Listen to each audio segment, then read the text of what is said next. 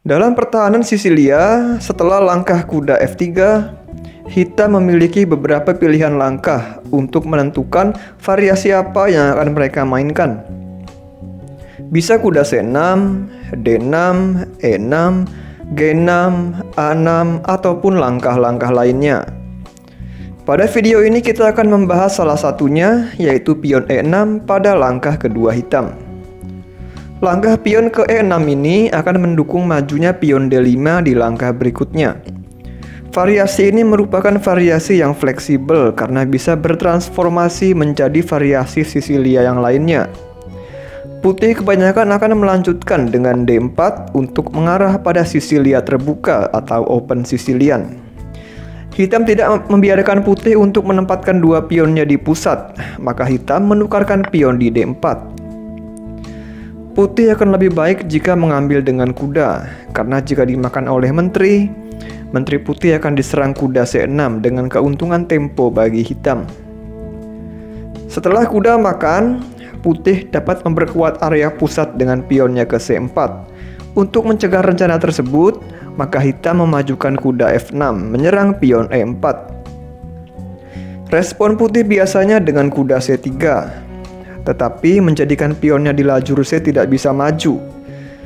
Di sini putih perlu hati-hati jangan sampai menyerang kuda hitam dengan E5 karena akan diikuti menteri A5, skak, dan menggarpu pion putih yang tidak terjaga. Maka putih harus memainkan langkah untuk melindungi pionnya yang sedang terancam kuda, misal dengan kuda C3. Hitam di sini dapat mengembangkan kuda ke C6 untuk masuk ke variasi 4 kuda. Selain itu ada juga sebuah variasi yang terdapat banyak trik untuk dimainkan, yaitu gajah B4. Mempin kuda dan mengancam kuda makan E4. Jika putih bisa mengatasi ancaman tersebut dengan benar, putih akan bisa menekan balik hitam. Pion maju ke E5 mengancam balik kuda hitam. Jika kuda hitam ke E4, putih akan menjawab dengan menteri G4 untuk menyerang kuda hitam yang tidak terjaga sekaligus pion G7 dan menjadikan hitam dalam masalah.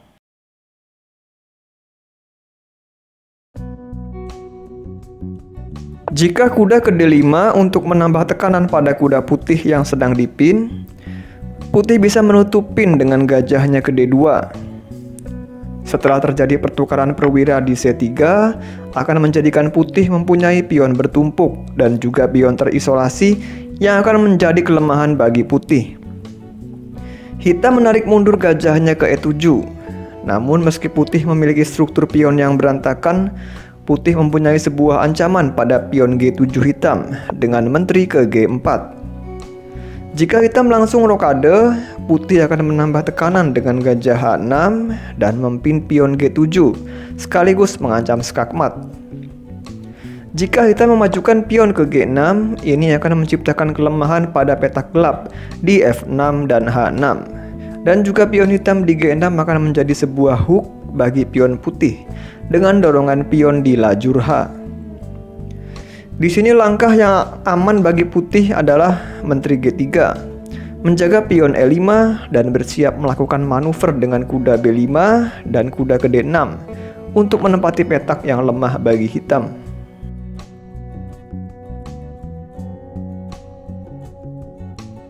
Tadi kita sudah melihat langkah gajah B4 dan itu tidak bisa menjamin hitam untuk meraih keuntungan. Maka terkadang hitam akan menempatkan gajah gelapnya di sayap raja dan mengamankan petak pusat dengan D6. Dengan adanya pion hitam di E6 dan D6, kita masuk pada Sisilia variasi Scheveningen. Meskipun hitam hanya menempatkan pion-pionnya di baris ke-6, tetapi akan membentuk sebuah pertahanan yang solid dan sulit ditembus. Putih memiliki beberapa pilihan dalam melanjutkan perkembangan seperti gajah E2, gajah E3, ataupun pion F4. Tetapi jika putih dimainkan oleh pemain yang bertipe agresif, putih akan langsung menyerang di sayap raja dengan G4, memberi ancaman pion ke G5 dan menyerang kuda hitam. Sebagai pemain hitam, ada yang membiarkan majunya pion putih ke G5. dan melanjutkan perkembangan kuda hitam ke C6. Namun hitam juga bisa memainkan H6 untuk menjaga G5. Putih bisa melanjutkan dengan gajah G2, pion H3, atau bahkan benteng G1. Dan langkah yang lebih agresif lagi yaitu H4. Putih kembali mengancam petak G5 dan membuka lajur H untuk mengancam benteng hitam. Ketika hitam diserang di sayap raja, maka hitam melakukan serangan balik dari tengah melalui kuda C6. Putih menggeser benteng ke G1 untuk mempersiapkan G5. Salah satu langkah hitam yang tidak terduga adalah H5, mengancam pion G4 dan memancing putih untuk memajukan pion ke G5. Dan setelah itu hitam akan memajukan kudanya ke G4 dan melancarkan sebuah serangan balik yang lebih aktif. Sehingga daripada putih memajukan pion ke G5, lebih baik mengambil pion H5 untuk membuka lajur G bagi benteng putih. Tetapi akan menjadikan pion H4 putih menjadi terisolasi setelah kuda makan H5. Putih memainkan gajah G5 untuk menjaga pionnya dan menyerang menteri hitam. Dengan serangan agresif dari putih dengan cara seperti ini, maka hitam harus benar-benar mempersiapkan cara bertahan yang baik.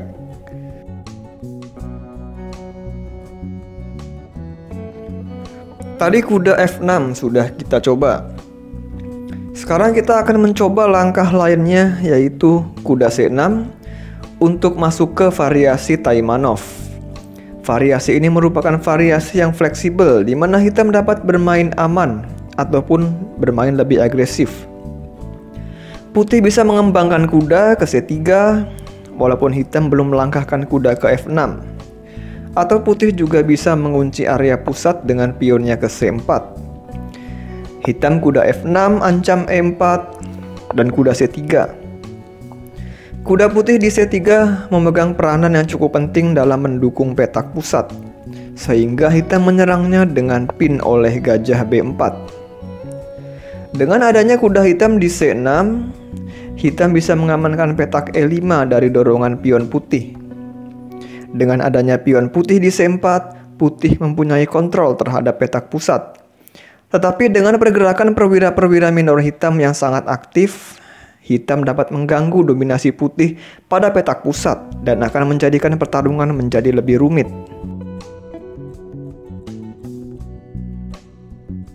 Selain memajukan pion C4, putih juga dapat terlebih dahulu memberikan ancaman lain dengan kuda B5 untuk mengancam kuda ke D6 dan memancing hitam untuk memajukan pion D6. Gajah gelap hitam di F8 terhalangi oleh pionnya sendiri dan tidak bisa ke B4. Dan barulah sekarang putih memajukan pion C4 untuk mengambil petak pusat. Hitam kuda F6 mengincar E4, putih melindungi pionnya dengan kuda 1 ke C3. Lalu hitam mengusir kuda putih dengan pion A6 dan memaksa kuda putih untuk mundur ke petak yang kurang ideal bagi sebuah kuda.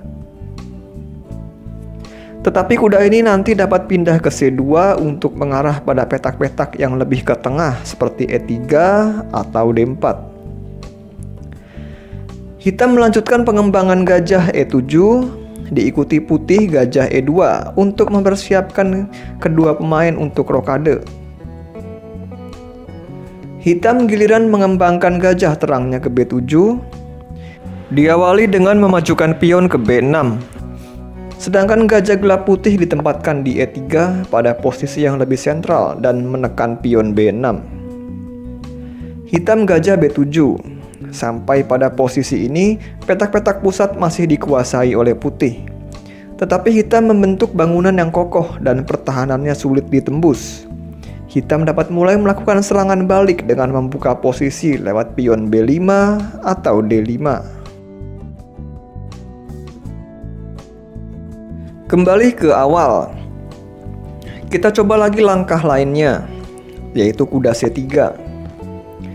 Hitam memajukan kuda F6 dan masuk ke variasi 4 kuda.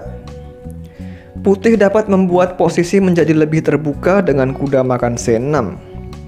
Selain itu, di sini putih juga bisa kembali memanfaatkan kelemahan hitam pada petak D6 dengan kuda DB5 mengincar petak D6. Setelah D6, putih menambah tekanan pada pion D6 dengan gajah F4. Setelah E5, hitam menciptakan sebuah lubang di D5 dan juga pion lemah di D6. Gajah putih ke G5 dan pembukaan ini bertransformasi menjadi Sisilia variasi Sveshnikov dengan langkah kuda C6 hitam yang menjadi ciri khas pada variasi ini.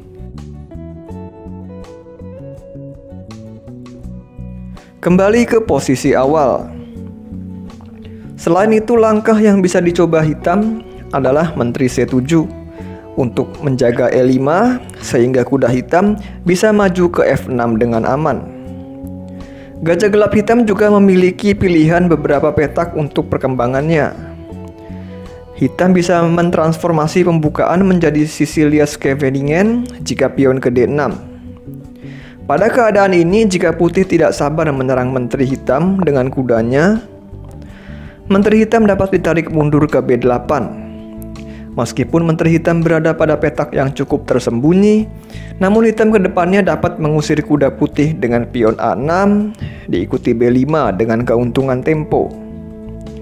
Namun di sini putih memiliki sebuah trik dengan langkah gajah E3. Langkah ini memiliki maksud ketika pion A6, putih akan menempatkan gajah di B6, memanfaatkan kelemahan pada petak gelap di wilayah hitam. Dan sekarang ancaman kuda ke C7 sangatlah berbahaya bagi hitam. Jika kuda dimakan, kuda makan B5 dan kembali memberi ancaman kuda C7. Hitam dapat mengacaukan ancaman dari putih dengan gajah B4 skak. Setelah ditutup C3, gajah hitam mundur ke A5 untuk menyerang gajah putih dan membantu bertahan pada petak C7. Setelah kuda C7 skak, hitam mau tidak mau harus menukarkan menteri dan satu pionnya dengan 3 perwira minor putih. Menteri makan kuda, gajah makan menteri, gajah makan gajah. Pada keadaan ini, walaupun hitam sudah kehilangan menteri, namun putih telah kehilangan 3 perwira minornya. Hitam masih bisa mengimbangi putih dengan perwira-perwira kecilnya, dan juga perwira-perwira putih belum ada yang berkembang.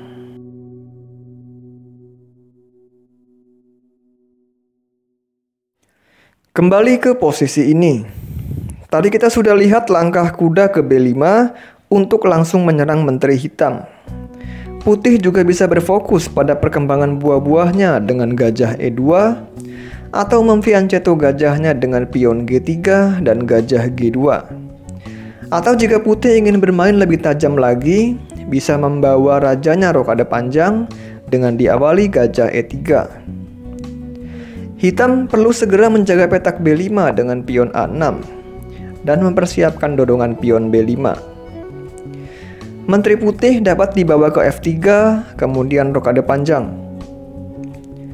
Ide putih lainnya adalah dengan menteri D2 menciptakan susunan baterai dengan gajahnya dan rokade panjang.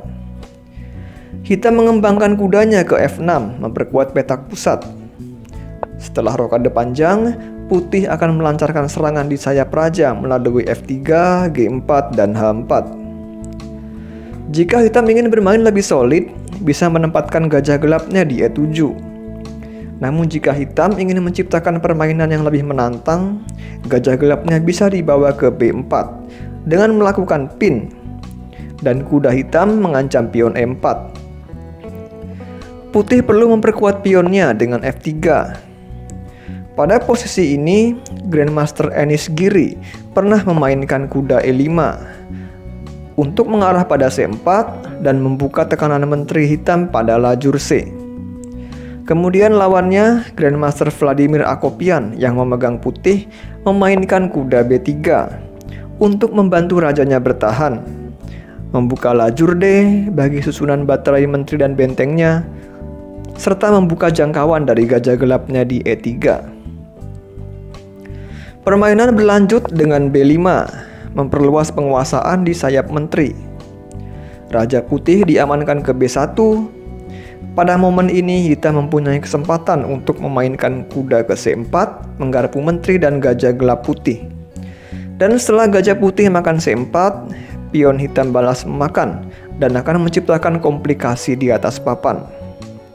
Namun pada permainan, Enishgiri menarik mundur gajahnya ke E7 untuk menciptakan pertahanan yang lebih solid dan mempersiapkan pion B4, menambah tekanan pada sayap menteri. Kemudian putih memiliki ide menteri ke F2 untuk memperkuat gajahnya pada diagonal ini dan menyerang menteri hitam.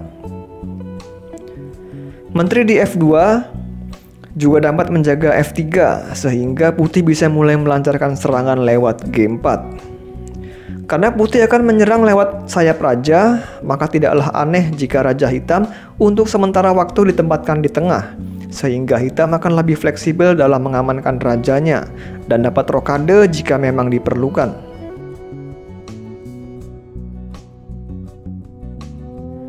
Kuda C6 yang merupakan variasi Taimanov merupakan langkah yang cukup sering dimainkan hitam. Selain itu, hitam juga memiliki pilihan lain dengan pion A6. Kita masuk ke variasi Paulsen.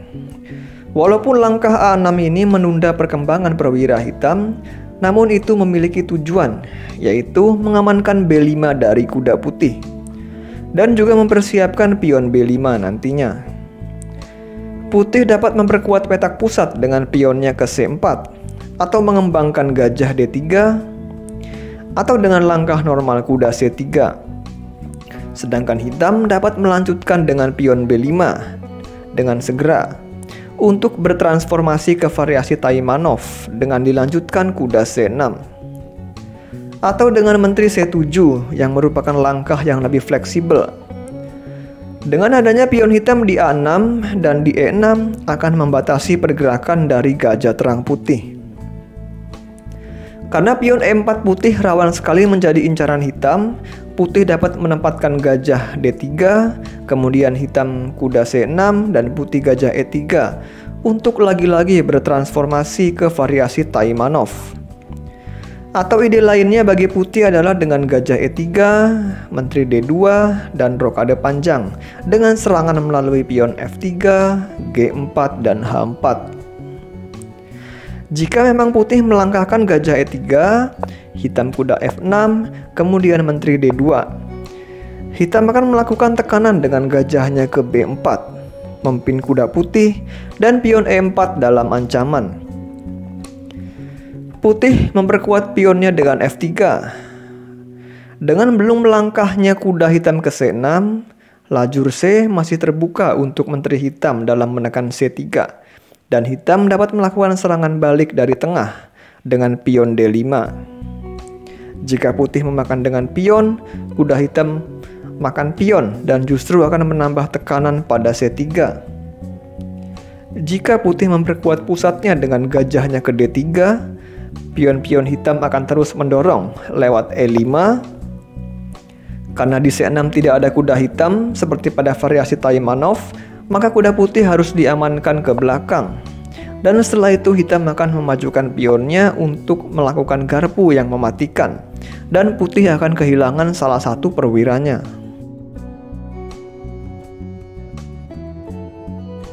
Maka sebelum kuda C3, pilihan lainnya bagi putih bisa dengan gajah D3 terlebih dahulu. Dengan tidak adanya kuda putih di C3, putih masih bisa memajukan pion ke C4, dan terkadang hitam akan memainkan kuda C6. Ide lainnya bagi hitam adalah gajah C5 dengan menyerang kuda putih. Kuda B3 balas mengancam gajah hitam dengan keuntungan tempo. Jika hitam memutuskan untuk membentuk bangunan yang solid, bisa memundurkan gajah ke E7 setelah memancing kuda putih ke B3 untuk menjadikan kuda tersebut menjadi lebih pasif. Opsi lain bagi hitam adalah pion D6 untuk menstabilkan petak-petak pusat, atau bisa juga dengan memundurkan gajah ke A7. Gajah hitam memanfaatkan petak A7 yang kosong untuk tetap mengontrol diagonal petak gelap yang mengarah pada sayap raja putih. Setelah putih rokade, hitam harus waspada, jangan sampai langsung melangkahkan kuda F6. karena putih akan menyerang kuda tersebut dengan pionnya. Kuda D5 dan menteri G4. Sayap Raja Hitam menjadi rentan sekali diserang.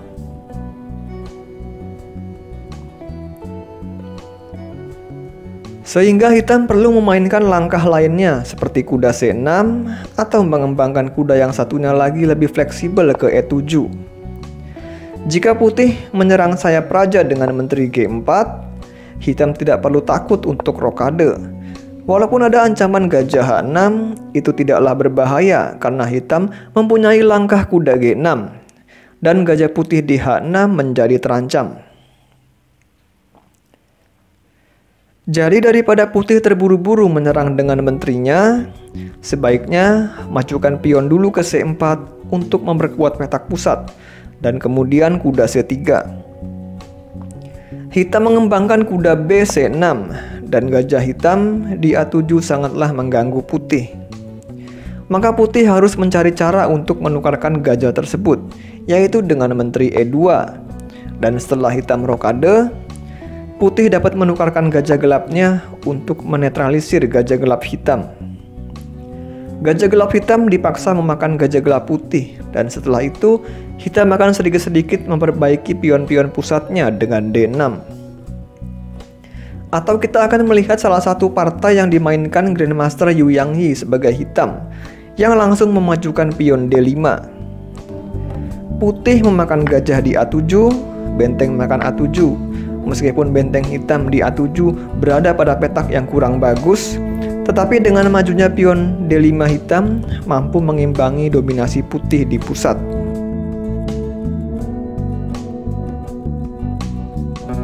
Sekian pembahasan pada video ini, semoga memberikan manfaat bagi kita semua. Jika kalian menyukai pembahasan dan analisis pada video ini, silakan like video ini dan subscribe juga channel Sahabat Catur agar channel kami dapat lebih berkembang dan bermanfaat bagi seluruh penggemar catur di Indonesia. Terima kasih telah menyaksikan dan sampai jumpa.